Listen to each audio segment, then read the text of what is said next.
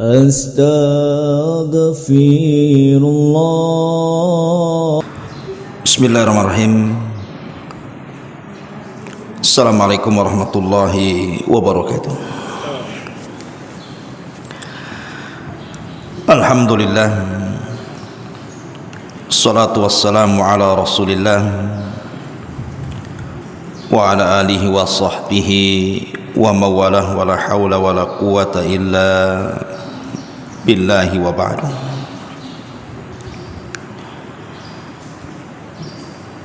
Alhamdulillah, segala puja dan puji hanya milik Allah subhanahu wa ta'ala.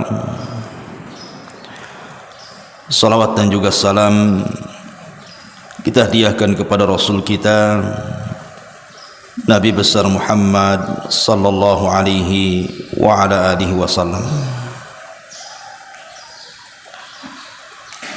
Ma'asyiral muslimat yang dimuliakan Allah subhanahu wa ta'ala, alhamdulillah, segala puja dan puji hanya milik Allah azza wa jal. Pagi menjelang siang ini kita kembali duduk untuk bertolabul ilmi, mengkaji kitab tauhid, dan pertemuan kali ini kita akan membahas tentang ma jaa an kasratil halif, bicara tentang hukum memperbanyak sumpah.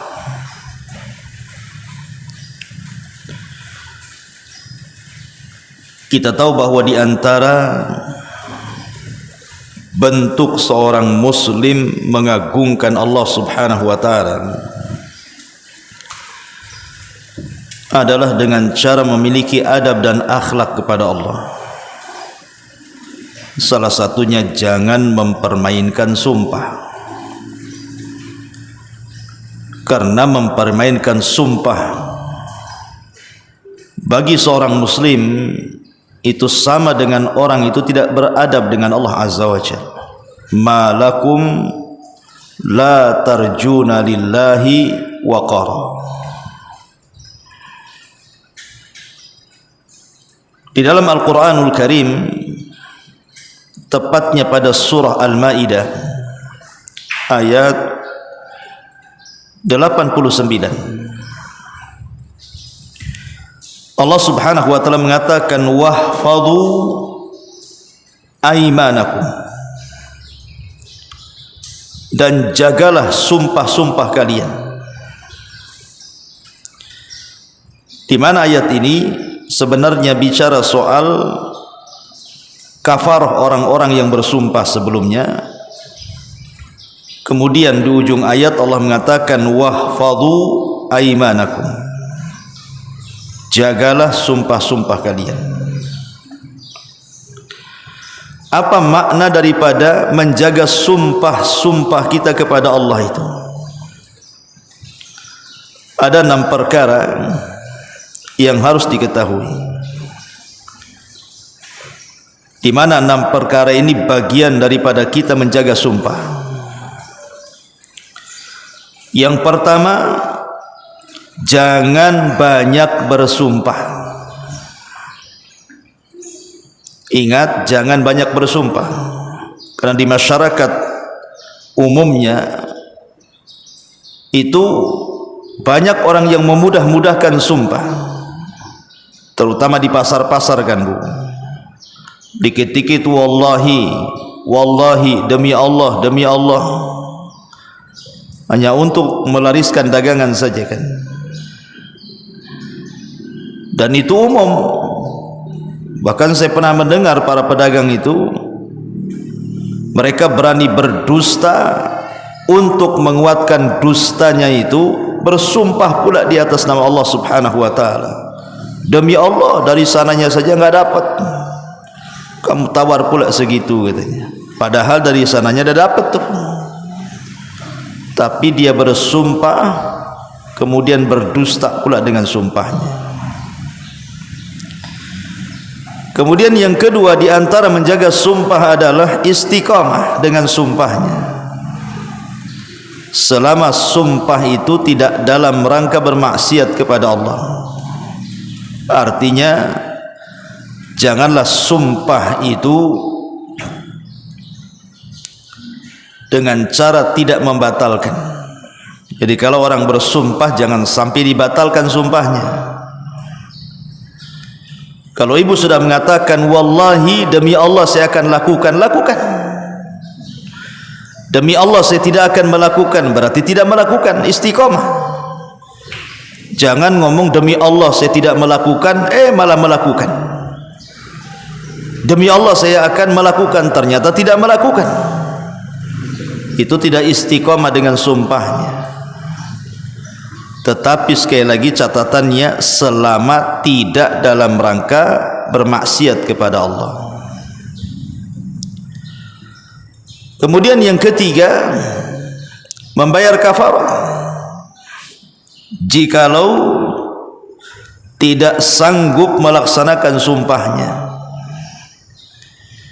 dia bersumpah untuk melakukan sesuatu, tapi dia tidak sanggup melakukan sesuatu itu, sementara dia sudah kadang bersumpah tuh. Maka orang yang bersumpah kemudian tidak sanggup melakukan sumpahnya, maka dia harus membayar kafarah. Apa kafarahnya? Allah Subhanahu wa taala berfirman, "Fa kaffaratuhu it'amu asharati masakina min awsati ma tut'imun ahlikum aw kiswatuhum aw tahriru raqabatin faman lam yajid fasiyamu thalathati ayyam dzalika kaffaratu aymanikum." Adapun kafarah sumpahnya, kata Allah, hendaklah seseorang memberi makan 10 orang fakir miskin dari makanan yang biasa kalian makan dan keluarga kalian makan, atau memberi pakaian kepada 10 fakir miskin, ataupun memerdekakan 1 orang budak. Tapi kalau tidak sanggup, maka kafarahnya adalah berpuasa selama 3 hari. Jadi kafarahnya ada 2. Yang pertama, memerdekakan budak ataupun memberi makan 10 fakir miskin, atau memberi pakaian kepada 10 fakir miskin. Kemudian yang kedua, ini kalau tidak sanggup. Jadi kalau tidak sanggup nih, memerdekakan budak tak sanggup, memberi makan 10 fakir miskin pun tak sanggup, memberi pakaian kepada 10 fakir miskin juga tak sanggup. Kalau 3-tiganya tak sanggup, maka beralih ke yang keduanya. Apa itu? Fasiyamu salasati ayyam, hendaklah berpuasa 3 hari. Ini kafarahnya nih. Maka diantara menjaga sumpah itu harus bayar kafarah jika tidak mampu melaksanakan sumpah. Kemudian yang keempat, di antara menjaga sumpah adalah jangan bersumpah kecuali kepada Allah. Jangan bersumpah kecuali untuk Allah dan kepada Allah. Jangan bersumpah kepada berhala, bersumpah kepada makhluk-makhluk Allah. Karena Allah Subhanahu wa taala tidak mengizinkan siapapun dari makhluknya bersumpah kepada makhluk yang lainnya. Tapi kalau Allah bersumpah dengan makhluknya, terserah dia. Makanya dalam Al-Quran banyak sumpah-sumpah yang Allah bersumpah pada makhluknya, itu pun karena sebuah tujuan, di mana makhluk yang dijadikan sumpah oleh Allah itu memiliki keistimewaan. Tapi kita sebagai makhluk tidak boleh bersumpah kecuali kepada Allah. Bahkan demi Ka'bah nggak boleh. Nggak boleh seseorang bersumpah, apalagi sampai bersumpah dengan berhala-berhala. Wallata wal Uzza, demi Lata dan Uzza,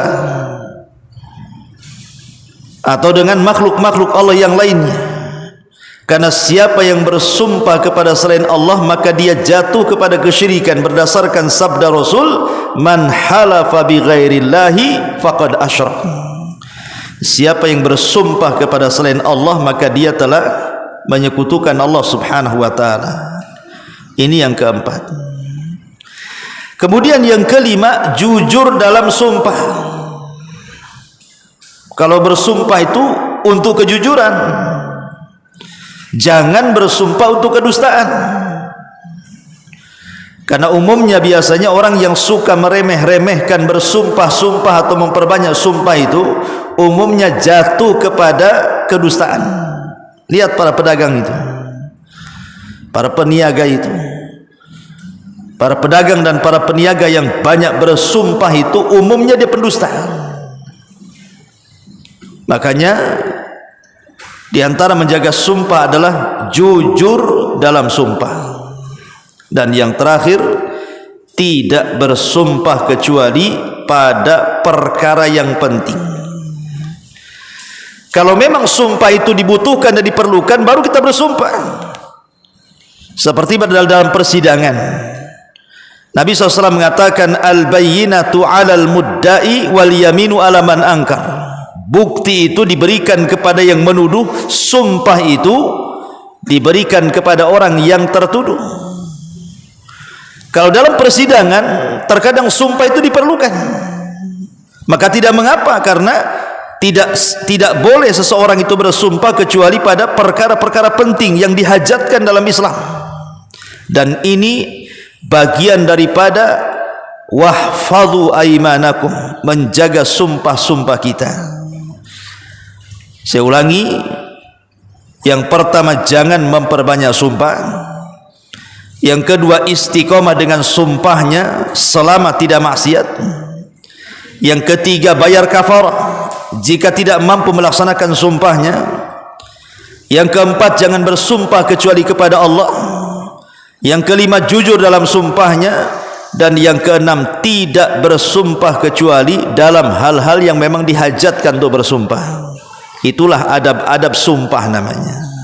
Wahfadhu aimanakum, jagalah sumpah-sumpah kalian. Kemudian mu'alif rahimahullahu ta'ala mencantumkan beberapa riwayat. Di antaranya riwayat Abu Hurairah radhiyallahu anhu yang dikeluarkan Bukhari dan Muslim. Nabi SAW bersabda, al-halifu munafiqatun lisil'ati mumhiqatun lil barakati. Al-halifu munafiqatun lisil'ati mumhiqatun lil barakati. Sumpah itu dapat melariskan dagangan dan jualan, namun dapat menghapus keberkahan usaha. Hadis ini dikeluarkan Bukhari dan Muslim. Nabi SAW mengatakan sumpah itu bisa melariskan dagangan, Bu. Coba ibu jadi pedagang, jadi penjual gitu ya di pasar. Entah ibu jual kain, entah ibu jual bumbu dapur, entah ibu jual perabotan rumah tangga, terserahlah jualannya apa, entah baju. Datanglah pembeli kepada ibu, mulai dia tawar-tawaran, berapa ini? Sekian. Ah, masa sekian, mahal kali. Wallahi, ya mulai dia wallahi itu. Demi Allah Bu, ini barang bagus loh, ini barang ini bermerek, dari sananya aja sekian tuh. Kalau saya jual sekian saya dapat apa? Tambahlah sedikit katanya. Kadang sudah dapat banyak tuh. Dia bilang tambah sedikit untuk untungnya. Memang akhirnya kan pembeli ini jadi yakin tuh. Bukan yakin kepada barangnya, pada awalnya ragu, tapi karena sumpahnya meyakinkan barangnya, yakin pula dia. Akhirnya membeli. Gara-gara sumpah itu akhirnya yang tidak mau beli jadi beli gitu ya. Makanya Rasul mengatakan al-halifu munafiqatun lisil'ah. Terkadang sumpah itu bisa melariskan dagangan. Orang yang enggak mau beli jadi beli, itu gara-gara sumpah. Tetapi dia tidak paham, ya bisa saja memang orang yang berjualan berdusta kemudian dibumbui dengan sumpah itu bisa melariskan dagangan. Betul kata Rasul, memang laris dagangannya, banyak untungnya. Tapi dia tidak paham hadis setelahnya, mumhiqatun lil barakati.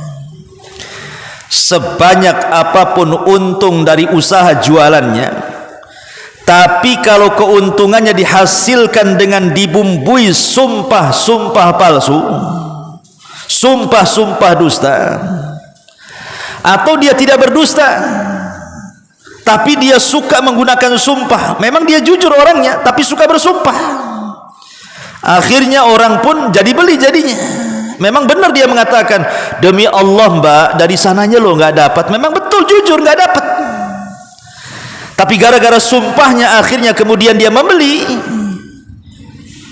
Secara zahir diuntungkan dia, tetapi Rasul mengatakan hadis setelahnya, mumhiqatun lil barakati. Dia tidak paham hasil usaha yang didapatnya itu tidak barokah, tidak barokah sama sekali.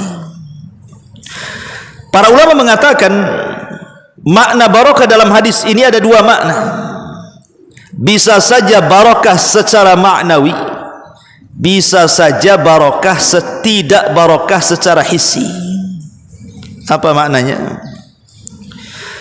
Makna tidak barokah secara hissi dan maknawi itu, kalau secara hissi bisa saja dia untung besar bu, wow ibu untungnya banyak karena sumpah tuh, setiap hari dapat untung.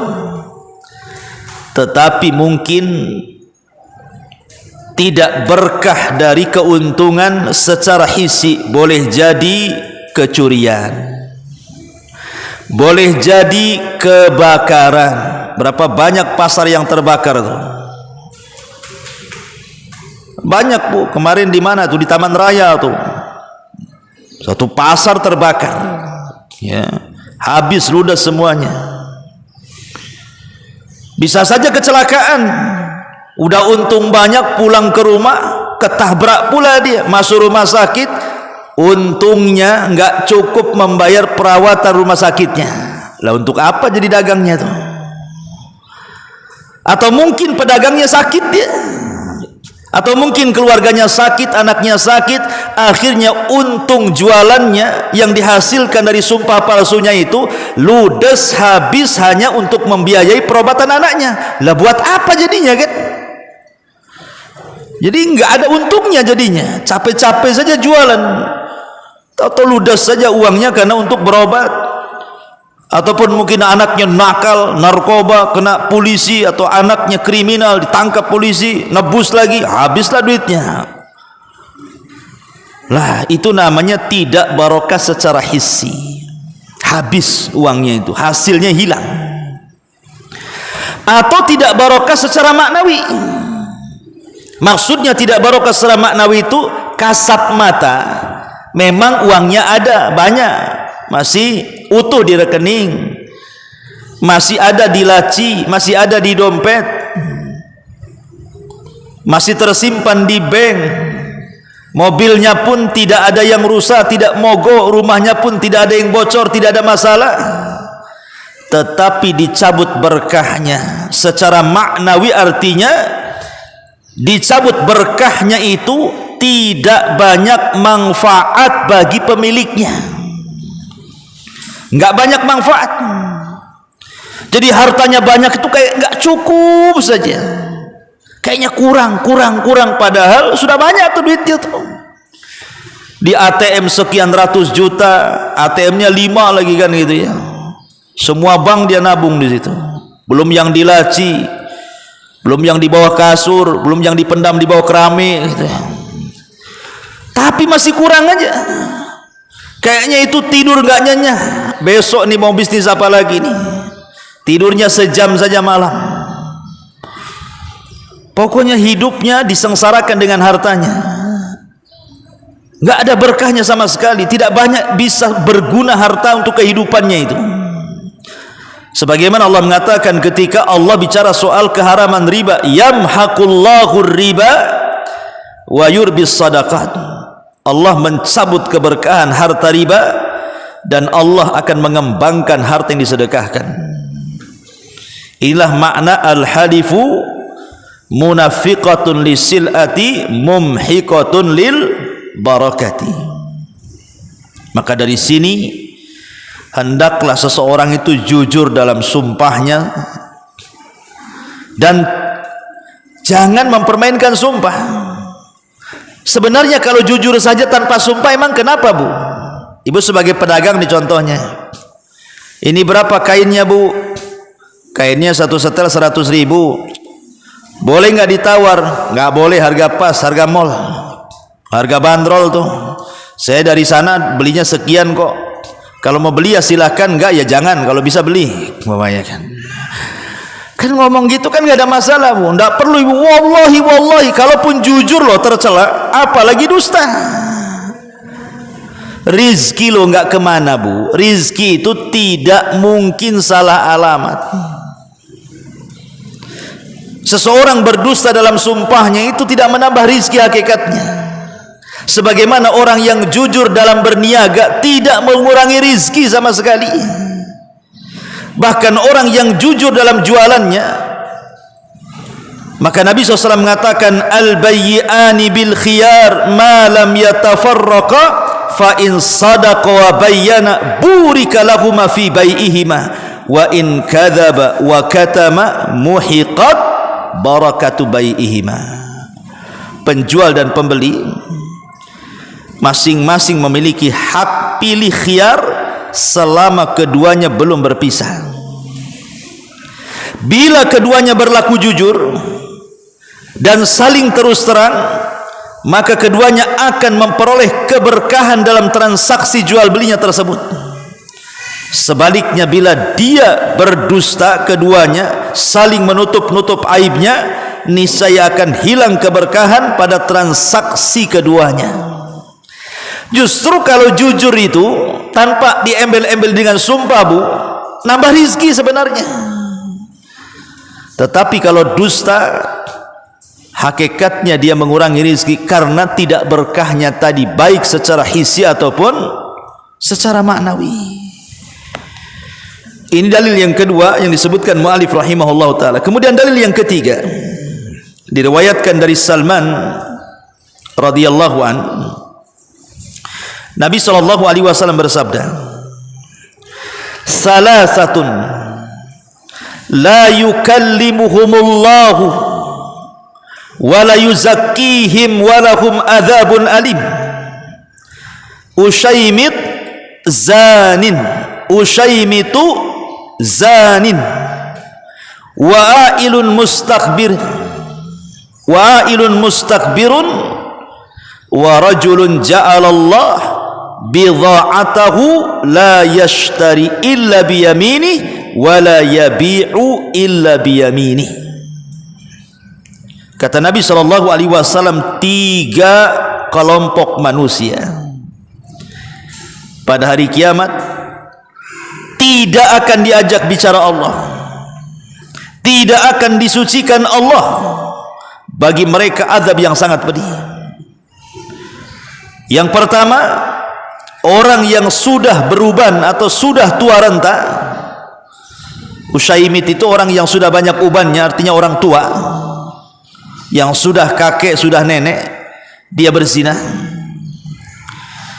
Kemudian yang kedua, orang miskin yang sombong.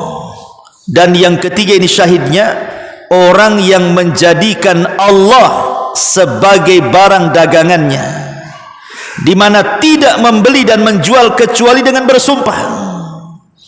Jadi kalau dia menjual, dia bersumpah. Dia sebagai pembeli bersumpah juga. Jangan lo kasih harga itu, wallahi demi Allah loh, aku baru nawar di sana loh, harganya lebih murah dari kamu loh. Ini kurang lebih saja nih. Perhatikan hadis ini. Ini hadis azab bagi orang-orang yang suka memudah-mudahkan bersumpah nih. Kata Nabi SAW, salasatun la yukallimuhumullah. Tiga kelompok tidak akan diajak bicara oleh Allah. Apa arti tidak diajak bicara di sini? Maksudnya Allah tidak berbicara dengan kita dengan kalamur rahmah. Allah tidak akan memberikan rahmatnya, Allah tidak akan memberikan kasih sayangnya. Dia tidak akan bicara lemah lembut dengan kita. Dia tidak akan yukallimu kalamur rahmah, berbicara dengan kalam yang penuh dengan kasih sayang. Wala yuzakkihim, tidak disucikan artinya tidak disaksikan keimanannya. Karena dia lemah imannya, Allah tidak mempersaksikan keimanannya. Arti wala yuzakkihim artinya tidak disaksikan keimanannya. Walakum adzabun alim, dan bagi mereka azab yang sangat pedih. Kemudian yang pertama, usyaymitu zanin, orang tua yang sudah banyak ubannya, yang sudah tua renta, masih saja melakukan zina. Dulu sudah saya jelaskan, kalau ada dua orang yang berzina, yang satu anak muda dan yang satu kakek-kakek tua bangka berzina, maka kakek-kakek tua bangka itu lebih besar dosa zinahnya dibandingkan anak muda yang berzina, walaupun sama-sama berzina dan sama-sama berdosa. Tetapi si tua bangka itu lebih besar tuh dosanya. Alasannya apa? 4 perkara yang jadi alasan kenapa orang tua, kakek-kakek, nenek-nenek yang berzina itu lebih besar dibandingkan anak muda. Pertama, karena dia sudah tua. Sudah tua, sudahlah istirahat, sudah tua itu jangan maksiat. Yang kedua, umumnya orang yang sudah tua itu syahwatnya sudah menurun. Bukan hanya syahwatnya saja, kecerdasannya juga kurang. Loadingnya itu kurang tuh. Kadang-kadang pendengarannya kurang mendengar, ngomongnya harus dekat-dekat. Kadang-kadang otaknya juga agak lemot. Belum lagi jantungnya sudah lemah.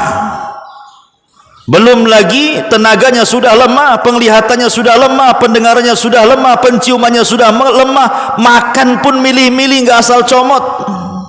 Makannya sudah pakai akal, nggak pakai mulut. Nggak sembarang dia ambil gitu ya. Jadi syahwat sudah lemah gitu loh, ngapain? Kemudian yang ketiga, usia yang sudah tua harusnya lebih dekat kepada Allah, karena dia tahu bahwa usia dia sudah mendekati ajalnya. Jadi harusnya orang yang tua itu bukan berzina, harusnya berzikir, baca Quran, datang ke masjid, ibadah, sholat, kan itu ya. Karena umur dia itu sudah dekat dengan kematian. Ngapain berzina? Nanti saat berzina dia mati sul khotimah, kapok nanti dia. Kemudian yang keempat, umumnya orang yang sudah tua itu pernah mencicipi yang halal. Pernah punya suami, pernah punya istri, atau masih punya istri, punya suami. Artinya dia punya yang halal, ngapain kemudian pergi ke yang haram? Kalau bukan karena kebiasaan dan buruk akhlaknya saja tuh. Makanya kenapa orang tua yang berzina itu, karena dari 4 perkara ini dosanya lebih besar dibandingkan anak muda yang berzina. Kemudian yang kedua, ataupun saya tambahkan, termasuk juga berzina dengan tetangga. Ini dosanya lebih besar dibandingkan berzina dengan pelacur yang tidak ada hubungan tetangga. Kenapa? Karena 2 hal.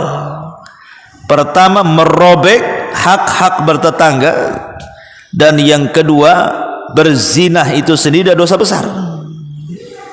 Tapi kalau berzina dengan pelacur kan hanya dosa zinahnya saja, tapi tidak merobek hak-hak bertetangga. Ini yang pertama. Yang kedua, kata Nabi SAW, wa'ailun mustakbirun, dan orang miskin sombong pula dia. Sombong itu kan faktornya 2, Bu ya. Bisa faktor internal atau eksternal, bisa faktor luar ataupun faktor dalam. Mungkin faktor luar seperti jabatan, dia menjabat di perusahaannya, dia menjabat di pemerintahan sampai ke eselon berapa gitu kan, atau dia menjadi wali kota, gubernur, menteri, atau dia big bossnya dalam perusahaannya dan begitu seterusnya. Akhirnya faktor-faktor ini menjadikan dia sombong kepada bawahannya. Atau dia punya kecantikan, punya ketampanan, dia sombong, dia merendahkan yang pas-pasan wajahnya umpamanya kan. Atau faktor internal diri sendiri ya. Jadi dia itu miskin, tapi merasa tinggi pula dia. Miskin tapi merasa tinggi, boleh jadi karena mungkin dulunya pernah kaya. Dulu pernah kaya dia, tapi tidak move on. Tidak move on itu artinya masih kepikiran kalau dia itu masih kaya padahal udah kere tuh. Dulunya mantan pejabat, sudah tidak menjabat masih juga kayak dia pejabat. Nunjuk-nunjuk orang gitu ya. Dulunya mantan jenderal biasa, kemudian nyuruh-nyuruh anak buahnya. Sudah purnawirawan masih juga kayak jenderal dia kelakuannya. Sombong dia. Oh, hati-hati bu. Ya, udah miskin sombong lagi. Sombong itu ada faktor. Kalau dia kaya sombong wajar, itu pun tetap nggak boleh kan itu ya. Tapi kalau sudah miskin tidak ada faktor untuk sombong, tiba-tiba merasa tinggi dan sombong, dari mana sombongnya datang itu? Kecuali karena dari keburukan akhlak dia. Makanya kenapa orang miskin sombong, sudah miskin sombong lagi, lebih besar dosanya dibandingkan orang kaya sombong. Karena orang kaya sombong ada faktor untuk menyombongkan dirinya dengan kekayaannya, dengan jabatannya, dengan pangkatnya. Lah orang miskin sombong lah, apa faktor dia bisa sombong tuh? Kenapa merasa tinggi pula? Ya. Dan ini yang syahidnya yang ketiga adalah orang yang menjadikan Allah sebagai dagangannya. Jadi ada orang itu yang jualan Allah dalam dagang. Jadi Allah dijual gitu ya dalam dagangannya itu dengan cara bersumpah-sumpah, baik posisi ibu selaku pembeli atau posisi ibu selaku penjual. Dikit-dikit sumpah, itu namanya orang yang menjadikan Allah sebagai barang dagangannya. Tidak boleh. Ya. Karena siapapun yang menjadikan Allah sebagai barang dagangannya, itu sama saja dia tidak mengagungkan Allah. Malakum la tarjuna lillahi waqara. Kenapa kalian tidak mengagungkan Allah, kata Allah? Tidak boleh. Seseorang itu jangan menjadikan Allah sebagai barang dagangan. Jujur saja, kemudian suka bersumpah tercela, apalagi dusta kemudian memperbanyak sumpah lebih tercela lagi. Karena sumpah itu tidak boleh digunakan kecuali hal-hal yang penting. Jangan dikit-dikit sumpah. Ya, jadi harus dipahami. Ini dalil yang ketiga. Dalil yang keempat, mu'alif rahimahullah juga mencantumkan sebuah riwayat dalam Sahih Bukhari dan Muslim dari hadis Imran bin Husain radhiyallahu anhu. Nabi bersabda, khairu ummati qarni, thumma alladhina yalunahum, thumma alladhina yalunahum. Qala Imran, fala adri adzakara ba'da qarnahu marrataini aw thalathan, thumma inna ba'dakum qaumun yashhaduna wa la yustashhadun wa yakhununa wa la yu'tamanun wa yanzuruna wa la yufun wa yadhharu fihi musiman. Kata Rasul, sebaik-baik umatku adalah mereka yang hidup pada zamanku, maksudnya Rasul dan para sahabatnya. Kemudian generasi berikutnya, maksudnya para tabi'in. Kemudian generasi berikutnya, maksudnya generasi tabi'ut tabi'in. Kata Imran, aku tidak ingat lagi apakah Rasul menyebutkan generasi setelah masa beliau 2 kali atau 3 kali. Kemudian kata Nabi SAW, kemudian akan datang masanya,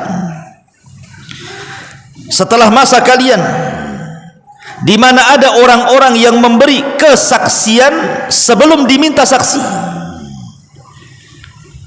ataupun mereka berkhianat dan tidak bisa dipercaya, ataupun mereka bernazar tapi tidak memenuhi nazarnya, dan badan-badan mereka tampak gemuk-gemuk. Wah, ini hati-hati orang gemuk nih.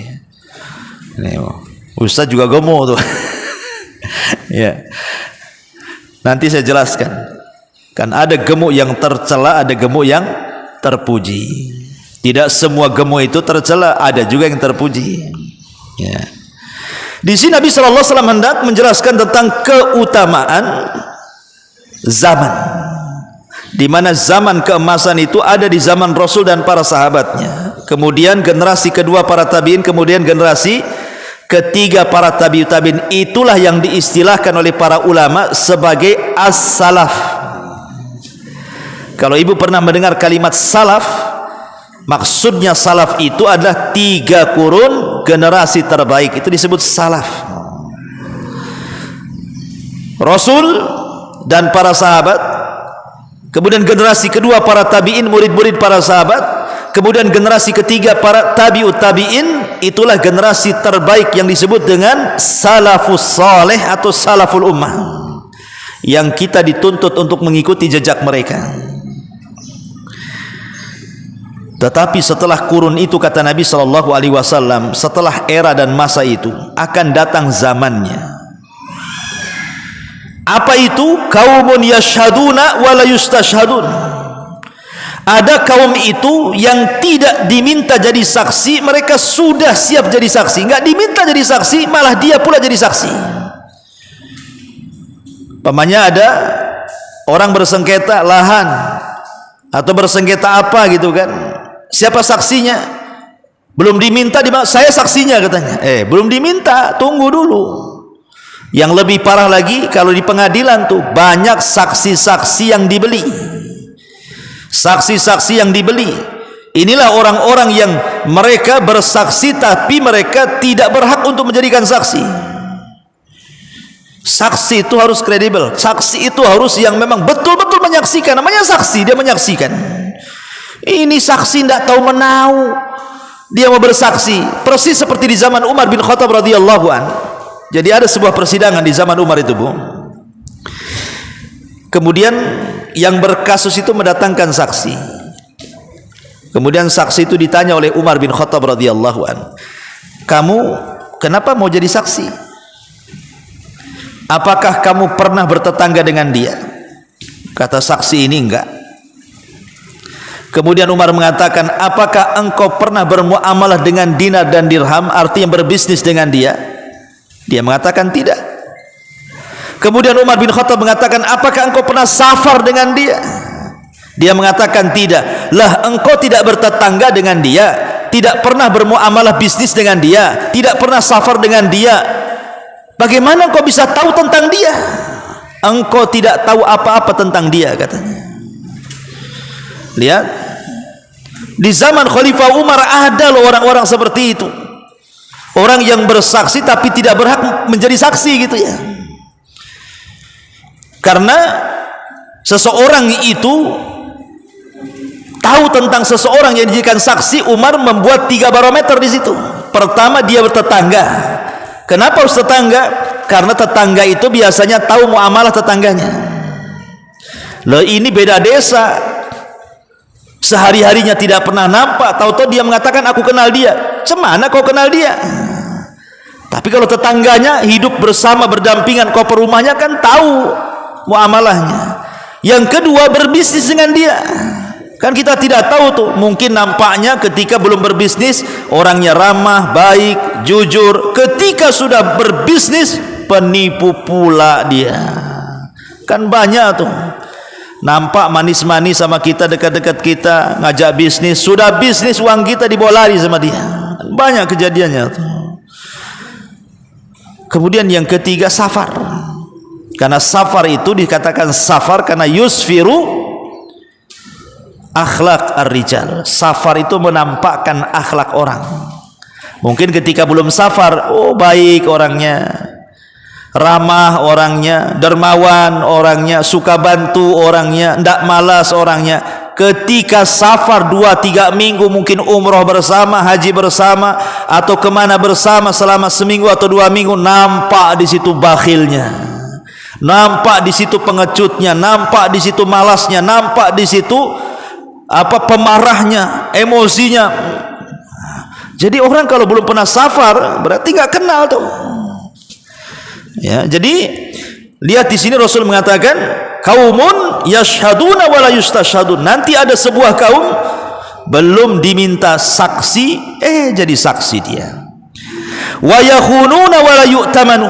Yang kedua, mereka berkhianat dan tidak bisa dipercaya. Oh, sekarang orang-orang yang tidak jujur itu lebih banyak daripada orang-orang yang jujur. Bahkan orang-orang yang jujur kalau masuk pada lingkaran orang-orang pendusta, jadi pendusta, pengkhianat dia. Begitulah pengkhianatan yang terorganisir mampu mengalahkan kejujuran yang tidak terorganisir. Itu bahasanya mungkin seperti itu. Ini satu kelompok, ini semua pengkhianat. Adalah satu orang yang konon orang jujur ingin memperbaiki. Mereka punya konspirasi. Mereka orang banyak, terorganisir tuh pengkhianatannya. Engkau orang jujur sendirian, mana bisa mengalahkan pengkhianatan yang banyak. Makanya itu harus dipahami. Dan di zaman sekarang seperti itu. Ya, lihatlah apalagi nih tahun-tahun politik nih kan. Banyak kali lah orang janji-janji itu. Kalau saya terpilih, itu bahasanya itu pertama tuh. Kalau saya terpilih, nih jalan 300 meter selesai katanya. Tak terpilih, dibongkar lagi tuh jalan. Kalau saya terpilih, ini masjid, aku kasih karpet permadani yang indah, yang tebal 10 cm bisa untuk tidur. Kalau duduk tuh langsung ngantuk tuh saking tebalnya tuh. Ndak terpilih, digulung lagi. Kan banyak tuh kasus kayak gitu, kan kasus-kasus viral bukan? Orang sekarang ini persis kata Rasul sallallahu alaihi wasallam, wa yakhununa wa la yu'tamanun. Suka berkhianat dan tidak suka jujur. Wa yangdzuruna wa la yufun. Suka bernazar, tidak mau melaksanakan nazarnya.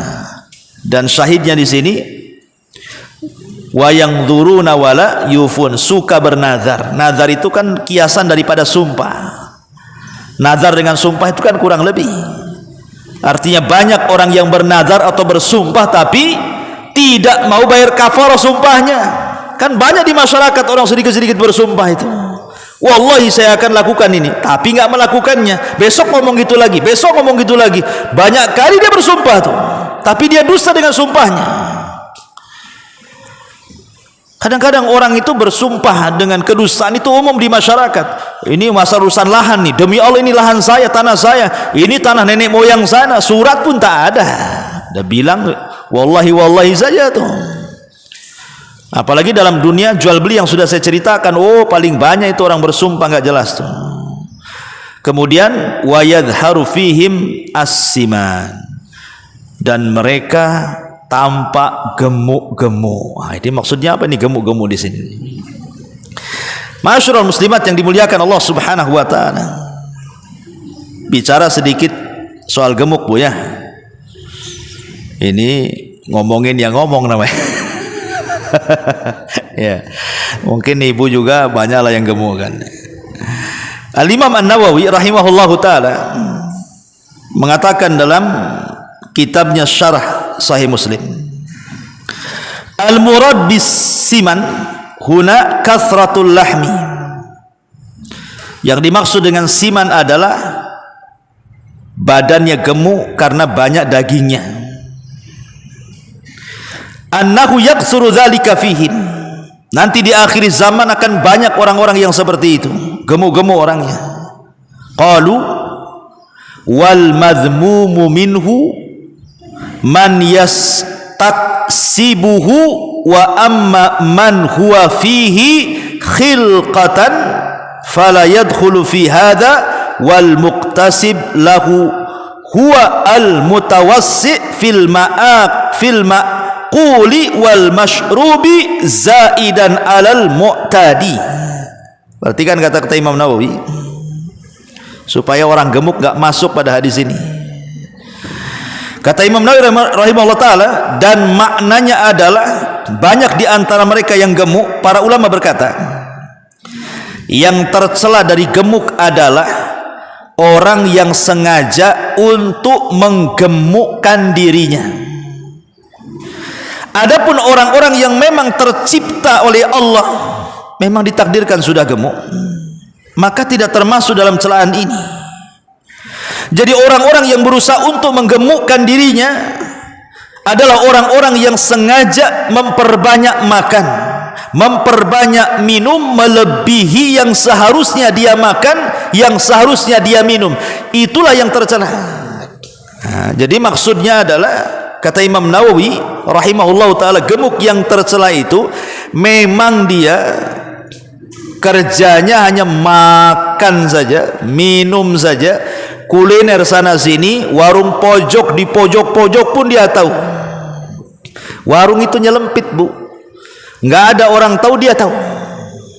Dia bisa loh komentar tentang makanan ini itu dengan sangat luar biasa. Tapi kalau komentar agama tak paham. Kalau soal makanan paling tahu tuh, ini rasanya mantap nih, kenapa? Wah begini-begini, maknyus dan lain-lain gitu. Lah orang-orang yang hobi kuliner ini termasuk akhir zaman, Bu. Jadi gemuknya ini karena hobi kuliner. Sayangnya sekarang ini kalau lihat program YouTube itu, Bu, ada YouTuber itu memang sengaja mereka mencari cuan dari YouTube itu dengan cara program makan. Kan gitu ya.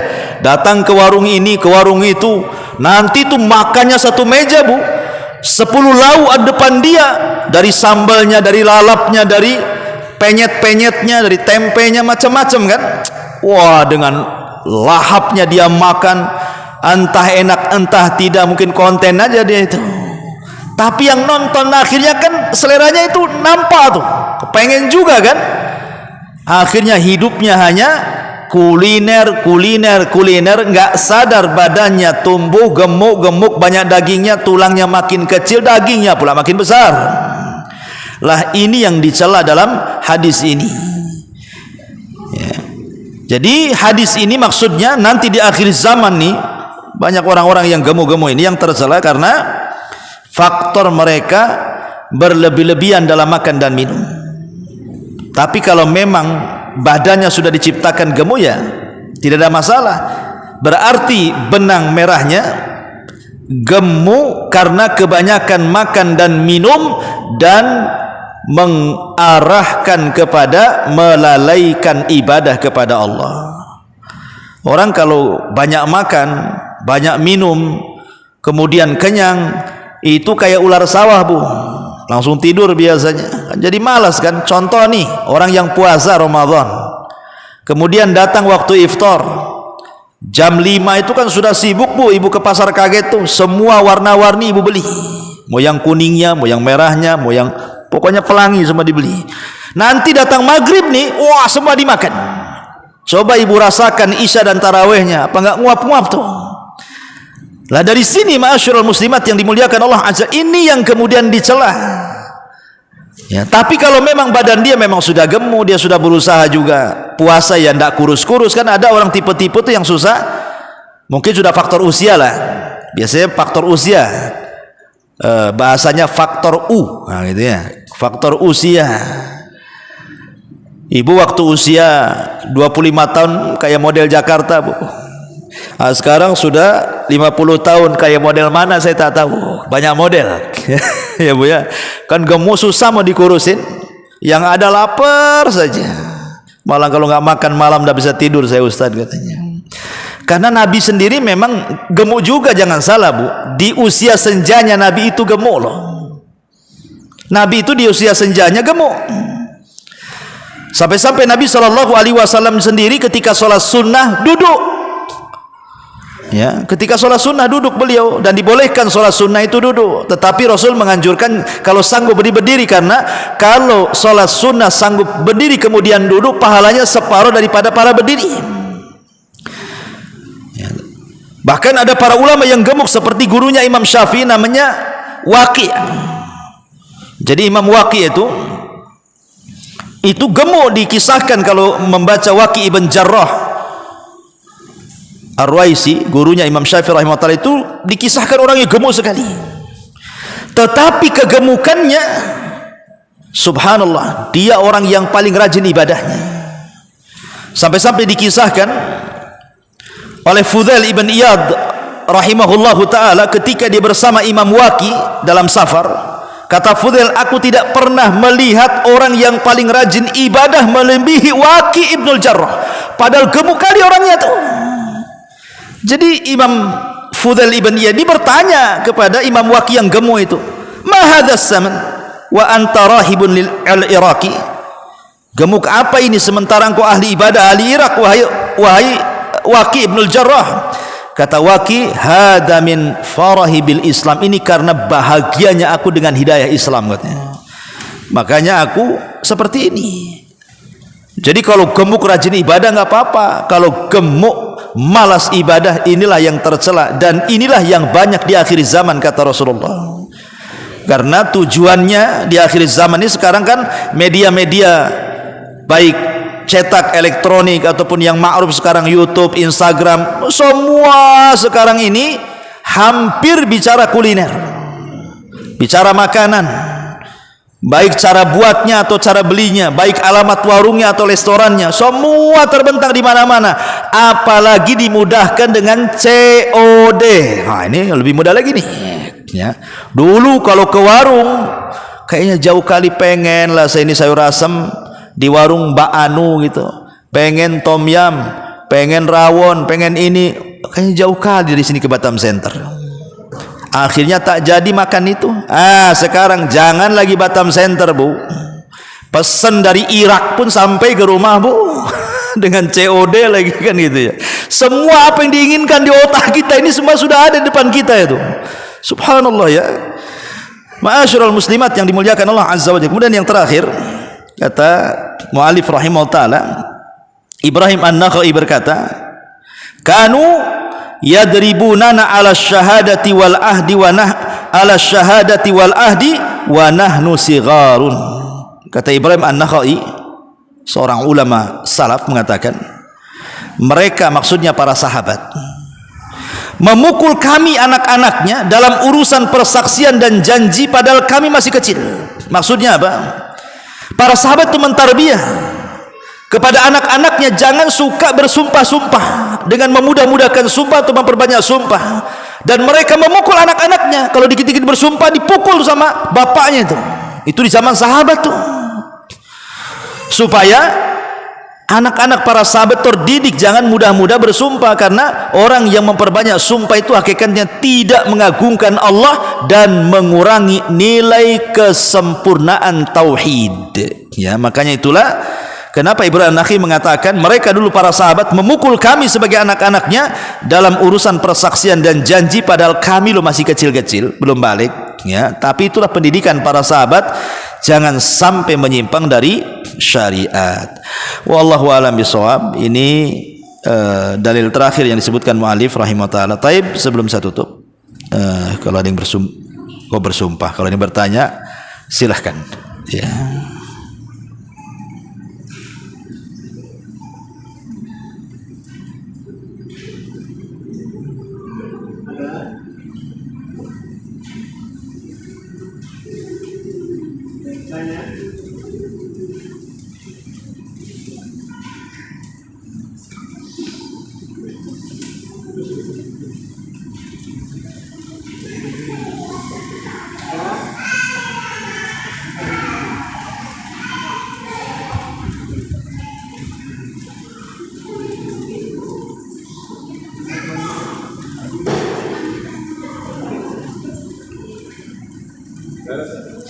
Alhamdulillah, belum ada, kita tutup.